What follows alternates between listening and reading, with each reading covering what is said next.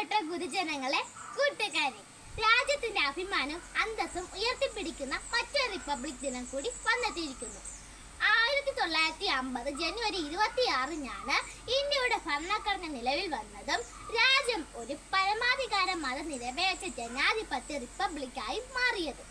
പൂർണ്ണ സ്വാതന്ത്ര്യത്തിനായുള്ള പഴയ പോരാട്ടങ്ങളുടെ ഓർമ്മകൾ ഇതിനു പിന്നിലുണ്ട്. ഭരണഘടന വെറും ഒരു രേഖയല്ല, മറിച്ച് നമ്മുടെ മതേതര ജനാധിപത്യ മനസാക്ഷിയുടെ അടിത്തറയാണ്.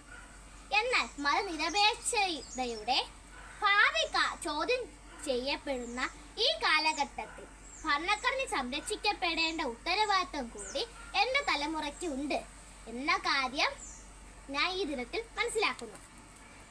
റിപ്പബ്ലിക് ദിനം നമ്മുടെ അവകാശങ്ങൾ പോലെ തന്നെ നമ്മുടെ കടമകളെയും ഓർമ്മിപ്പിക്കുന്നു.